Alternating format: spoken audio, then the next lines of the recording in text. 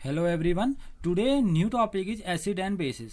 आज हम बात करेंगे एसिड बेस एंड सॉल्ट की बात इसमें आ जाएगी, क्योंकि एसिड बेस हमें पता चलेगा तो उसकी रिएक्शन से हमें सॉल्ट प्रोवाइड होते हैं। तो पहले हम समझते हैं कि एसिड बेस होते क्या हैं और इसकी अलग अलग थियरी के बारे में हम थोड़ा थोड़ा जानेंगे कि अलग अलग थियरी इसकी क्या क्या बता गई। आता पहले एसिड बेस क्या है। An acid was defined as a substance whose water solution tastes sour, turns blue, litmus red, neutralization base। बहुत ही सिंपल शब्दों में यहाँ पर वो समझाया गया एसिड को। एसिड क्या है? एसिड कोई एक सब्सटेंस है, ठीक है ना, हुज वाटर सॉल्यूशन टेस्ट सोर। अगर आप इसका वाटर सॉल्यूशन बनाएंगे तो ये खट्टा होगा, सोर टेस्ट का होगा। ये आया भी एसिडस एक लेटिन वर्ड से है जिसका मतलब भी सोर है। और सेकेंडली ये ब्लू लिटमस को रेड में कन्वर्ट कर देता है और ये बेस को न्यूट्रलाइज कर लेता है, तो ये एसिड कहलाता है। Secondly a base if it's aqua solution tested bitter. अगर आप बेस की बात कर रहे हैं तो इसका जो एक्वा सॉल्यूशन होगा बिटर टेस्ट का होगा और कड़वे टेस्ट का होगा। Turns red litmus to blue, ये रेड लिटमस को ब्लू में चेंज कर देगा और ये एसिड को क्या करेगा? न्यूट्रलाइज करेगा। Secondly Faraday terms acid base and salt as electrolytes. Faraday firstly जिन्होंने एसिड बेस और सॉल्ट के बारे में बताया था उन्होंने इन्हें इलेक्ट्रोलाइट बताया था। लिबिग ने इन्हें जो बताया था इन्होंने उसको थोड़े अलग तरह से बताया। Liebig proposed acid are compounds containing hydrogen that can be replaced by metals.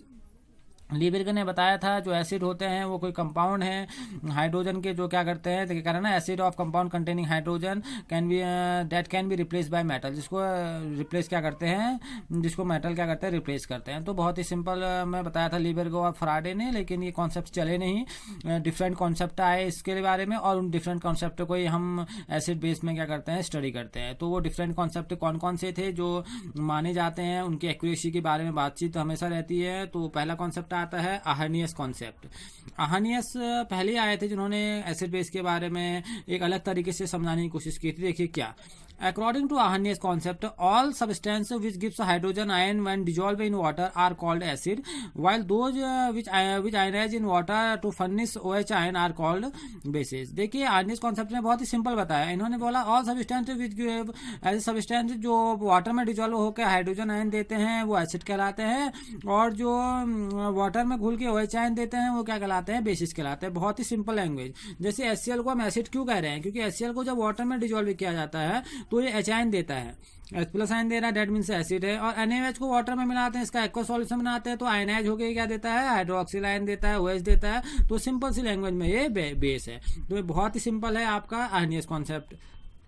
देखिए some acid and base ionize almostly completely in solution and are called strong acid and strong base। ऐसे एसिड या ऐसे base जो पूरी तरह solution में ionised हो जाते हैं उन्हें बोला जाता है स्ट्रॉन्ग एसिड या स्ट्रॉन्ग बेस। जैसे HCl है, HNO3 है, H2SO4 है, ऐसे एसिड हैं। या जब बेस की बात बोले NaOH, KOH, ऐसे बेस हैं। अगर इनको इन एसिड बेसों को अगर वाटर में मिक्स किया जाए तो आपको दिखेगा ये कंप्लीटली आयनाइज हो जाते हैं, जिसकी वजह से इन्हें स्ट्रॉन्ग एसिड या स्ट्रॉन्ग बेस बोला जाता है। सेकेंडली ये हम बोलेंगे every hydrogen compound can not be regarded as the acid. आप ये बात थोड़ा अलग कर देना कि जिसके पास हाइड्रोजन आयन होगा वही एसिड होगा, ऐसा नहीं। जैसे CH4 है, CH4 के पास हाइड्रोजन तो प्रेजेंट है लेकिन CH4 कोई एसिड नहीं है, ठीक है ना। वैसे ही जैसे हम बोले CH3OH, C2H5OH, इनके पास OH ग्रुप है लेकिन ये बेस नहीं है। तो ये जरूरी नहीं कि हर एक कंपाउंड जिसके पास हाइड्रोजन है, हाइड्रोक्सिल आयन हो, उनके पास एसिडिक या बेसिक प्रॉपर्टी हो, ऐसा कोई जरूरी नहीं। ये कोई जरूरी क्राइटेरिया नहीं है, ये लिमिटेशन भी है आर्हेनियस की। और एक्चुअली फ्री एचाइंस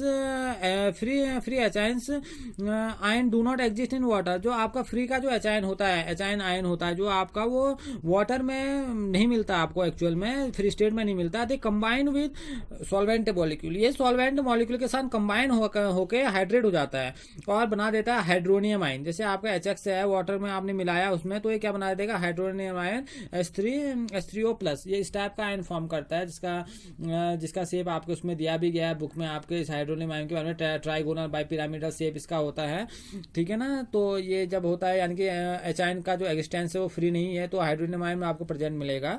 तो the reaction between an acid and base is termed as neutralisation. अगर आप बात कर रहे हैं एसिड और बेस रिएक्शन की बात बोल रहे हैं तो आप न्यूट्रलाइजेशन की बात बोलेंगे।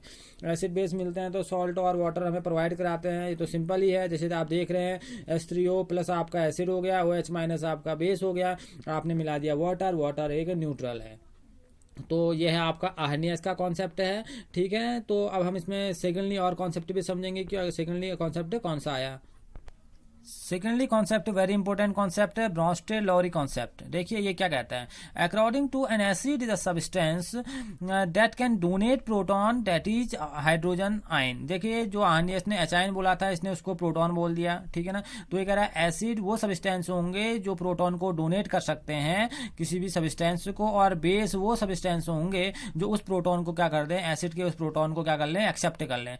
यानी कि अगर आपसे कोई एसिड पूछता है ब्रॉन्स्टेड एसिड कौन सा है या ब्रॉन्स्टेड बेस कौन सा है जो प्रोटॉन को डोनेट करता है, ठीक है ना, प्रोटोजेनिक, यानी कि जो प्रोटॉन बनाता है उन्हें हम एसिड बोलते हैं, और जो प्रोटोफिलिक होता है दैट मीन्स प्रोटॉन एक्सेप्टर होता है उसे हम बेस बोलते हैं। ठीक है ना, जैसे मैं एग्जांपल दिखाऊंगा आपको, HCl प्लस H2 आपको दिख रहा होगा, इसमें हाइड्रोजन आयन और क्लोरीन आयन बन रहा है। देखिए HCl आपका एसिड है तो एच आयन देगा किसको देगा, एक बेस को देगा। बहुत ही सिंपल चीज इसमें निकल के आती है, और इंपॉर्टेंट क्यों है, क्योंकि इसमें कंजुगेट एसिड और बेस बनते हैं, इसको भी हम समझ लेंगे। देखिए the acid and base which differ by a proton, acid और बेस एक प्रोटॉन से एक दूसरे में डिफर रहते हैं, are known as conjugate pair. इनको हमको क्या बोलते हैं, कंजुगेट पेयर बोलते हैं, क्योंकि एक आप बोल सकते हैं प्रोटॉन के डिफरेंस से आपको एक नया बेस मिल जाता है या नया एसिड मिल जाता है। देखिए कैसे, it involves two conjugate pairs the acid base pair. हम यहाँ पर कोई एसिड बेस पेयर बना सकते हैं। जैसे देखिए CH3COH में से आप HI निकाल लीजिए, जो बना आपका, इसने हाइड्रोजन आयन दे दिया, प्रोटॉन दे दिया, तो क्या बन गया CH3CO-। अब देखिए ये क्या बन गया, बेस बन गया। कैसे बन गया, क्योंकि इस एच आयन को यही लेने वाला है। ठीक है ना, अब लेगा जब ये, तो फिर से क्या बना देगा, एसिड बना देगा। तो ये क्या बनाता है, ये एसिड है, इसका क्या बन गया, बेस बन गया। आप देखिए H2 अगर आपका बेस है, ये इसमें हाइड्रोजन आयन जुड़ता है, एच आयन जुड़ता है, तो क्या बनाता है, एच आयन जुड़ने के बाद अगर आप समझेंगे यहाँ पर कोई एच आयन जुड़ा, यहाँ पर कोई एच आयन जुड़ने के क्या बनाएगा, हाइड्रोनियम आयन बना देगा।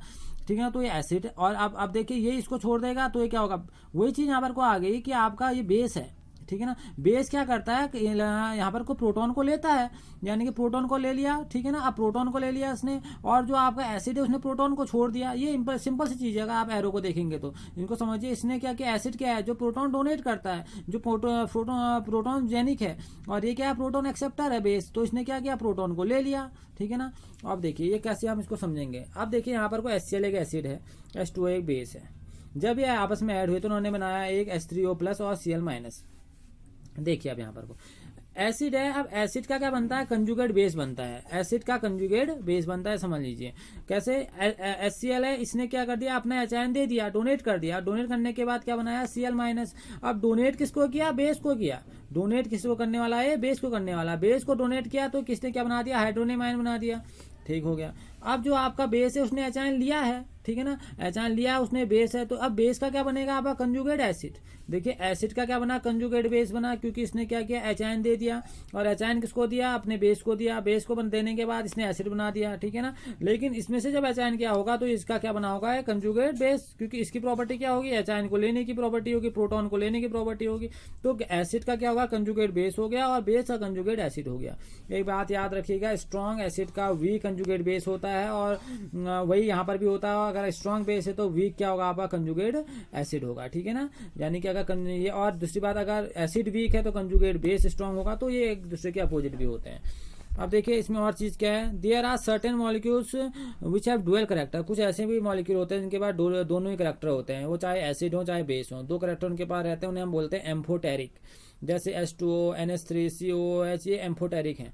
ये एसिड की तरह बिहेव भी करते हैं और बेस की तरफ भी। कैसे H2O, अब यहाँ पर को आपने एसिड मान लिया, ठीक है ना, एसिड मान लिया आपने, इसमें से एच आयन हटा दिया तो इसने OH बना दिया, तो ये बेस की तरह काम करने लग गया। अब देखिए H2O को आप बेस मान लीजिए, इससे हाइड्रोजन आयन दे दीजिए, तो अब ये क्या बना देगा, एसिड बना देगा। ये प्रोटॉन डोनेट भी कर सकता है या एक्सेप्ट भी कर सकता है, तो ये एसिड भी है, बेस भी है। वैसे अमोनिया के लिए भी देखिए एसिड, आपने से एसिड माना है तो क्या करेगा, एच आयन देगा तो NH2 माइनस बना देगा, बेस बना दिया। अब NH3 को आप बेस मानिए तो एच आयन को ले भी सकता है, तो NH4 प्लस बना देता है। तो यानी कि एसिड की तरह बिहेव भी करते हैं, बेस की भी, ये एम्फोटेरिक है। तो ये आपकी ब्रॉन्स्टेड लॉरी कॉन्सेप्ट इंपोर्टेंट है। ये प्रोटॉन बेस्ड कॉन्सेप्ट है, एसिड को हमने प्रोटॉन डोनर कहा और बेस को हमने प्रोटॉन एक्सेप्टर कहा। इसके बाद एक और थियरी से हम बोलते हैं Lewis acid base concept. Lewis acid base concept क्या है, देखिए a base is defined as the substance which can donate a pair of electron to form a coordinate bond, whereas an acid is a substance which can accept a pair of electron। अच्छा base कौन होगा, इसके हिसाब से Lewis के हिसाब से, जो एक पेयर इलेक्ट्रॉन का क्या करते हैं डोनेट कर दे, और एसिड कौन सा होगा जो उसी पेयर को क्या कर दे एक्सेप्ट कर ले। यानी कि अगर आपसे कोई बोलेगा एसिड, तो एसिड क्या है आपके इलेक्ट्रॉन एक्सेप्टर हैं और बेस क्या इलेक्ट्रॉन डोनर है। तो बेस आप जनरली क्या कहलाएंगे, न्यूक्लियोफाइल कहलाएंगे, न्यूक्लियस लविंग, ठीक है ना, कैसा चार्ज है माइनस का चार्ज होगा, ठीक है ना, इलेक्ट्रोफाइल पॉजिटिव का चार्ज होगा, ठीक है ना। तो एसिड आप क्या कहलाएंगे इलेक्ट्रोफाइल, और आपके बेस क्या कहलाएंगे न्यूक्लियोफाइल। तो एसिड क्या है आपका इलेक्ट्रॉन एक्सेप्टर और बेस क्या है इलेक्ट्रॉन डोनर। ये बेस, अब देखिए एग्जांपल समझिए, जैसे BF3 है, BF3 क्या इलेक्ट्रॉन डेफिशिएंट है, इसका इलेक्ट्रॉन की कमी है, और यहाँ पर अमोनिया देखिए इसका एक इलेक्ट्रॉन पेयर ज्यादा, ये बेस है, तो ये क्या करता है अपना इलेक्ट्रॉन पेयर इसको दे देता है, कोऑर्डिनेट बॉन्ड के थ्रू इसको जोड़ लेता है, ठीक है ना, ये जो आपको दिख रहा है। तो अगर आप देखेंगे यहाँ पर को, तो ये क्या है आपका, इसको हम बोलेंगे इसने डोनेट किया, तो ये क्या है बेस है, ये क्या आपका एसिड है, ठीक है ना। अब बेस है ये न्यूक्लियोफाइल था भैया, इसने दे दिया, और ये क्या आपका इलेक्ट्रोफाइल। तो बहुत सिंपल सी चीज है, जैसे ये एसिड है बेस है, ठीक है ना। तो अब एसिड बेस है भाई, इसके पास तो ज्यादा है ना, इसका इलेक्ट्रॉन पेयर ज्यादा है, माइनस का मतलब 2 इलेक्ट्रॉन है, तो अपना एक पूरा पेयर इसको दे देगा ये एसिड को। तो ये आपके क्या होते हैं, ये आपके यानी कि एसिड के इलेक्ट्रॉन एक्सेप्टर हैं और बेस के इलेक्ट्रॉन डोनर हैं। तो electron deficient species like AlCl3CO+3 can act as a Lewis acid. ये लुईस एसिड की तरह काम करते हैं। इलेक्ट्रॉन डेफिशिएंट स्पेसीज आपके लुईस एसिड बोलते हैं हम इसको। और जो आपके H2O है, NH3OH माइनस है, ये लुईस बेस की तरह काम करते हैं।